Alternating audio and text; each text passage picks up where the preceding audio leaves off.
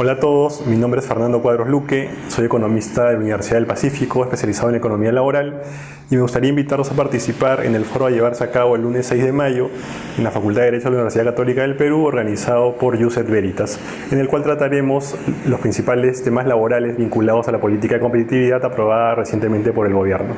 Analizaremos el diagnóstico de esta política, si ha sido correcto, errado, y cuáles son las principales implicancias para el mundo del mercado de trabajo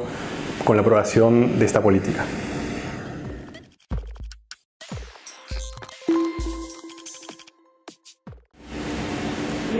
La Política Nacional de Competitividad incluye un eje vinculado al mercado de trabajo, el cual incorpora un diagnóstico y un conjunto de lineamientos de política a ser implementados a través de un plan.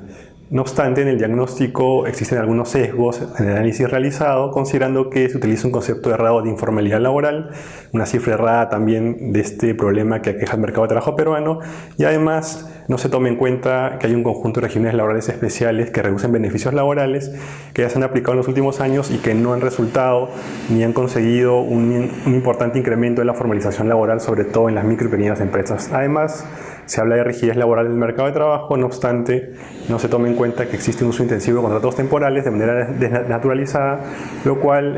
haría que en la práctica que haya un mercado de trabajo bastante flexible, ¿no? Además de que existen un conjunto de causales de despido vinculados a la conducta y al desempeño del trabajador y además a las condiciones económicas y tecnológicas de la empresa. En cuanto al tema del concepto de informalidad laboral, hay que tener en cuenta que en realidad podemos hablar solamente de informalidad laboral en aquellos segmentos del mercado de trabajo donde existe un vínculo laboral, una relación de dependencia entre un empleador y un trabajador, y no así en aquellos segmentos autónomos donde no hay relación de dependencia laboral. Considerando ello, en realidad la cifra de informalidad laboral propiamente en el Perú no es de 72%, como dice la política de competitividad, sino de 47% a nivel nacional. 55% en el sector privado y 11% en el sector público y 92% en el trabajo del hogar. En conjunto, llegamos a la cifra de 47% de trabajadores asalariados o dependientes no declarados en planilla. Este aspecto no fue tratado en detalle en la política de competitividad en su diagnóstico más precisamente, por lo que creemos que es una falencia importante de este documento aprobado por el gobierno. En cuanto al tema de los supuestos elevados costos laborales que hay en el país, en la política, como les comentaba, no se toma en cuenta nuevamente que esta política de reducción de costos laborales o beneficios laborales como incentivo a la formalidad laboral se viene implementando en el Perú desde el año 2000 con el régimen agrario, el 2003 con el régimen de la microempresa y el 2008 con el régimen de la pequeña empresa, además del régimen del trabajo del hogar, también de comienzos del año 2000 o de la década del 2000. Y en la práctica, esta política flexibilizadora de costos laborales no ha tenido mayor efecto en la formalización de los grupos a los cuales se ha aplicado, considerando que en la microempresa, por ejemplo, la tasa de informalidad laboral se mantiene cercana al 90%. En el caso de la pequeña empresa, más que una formalización, ha habido una precarización de los nuevos puestos de trabajo generados al ser contratados los trabajadores bajo estándares laborales menores. Y además, en general, lo que se observa es que la informalidad laboral se ha reducido sobre todo en aquellos segmentos sujetos a la regulación laboral general, con beneficios laborales completos.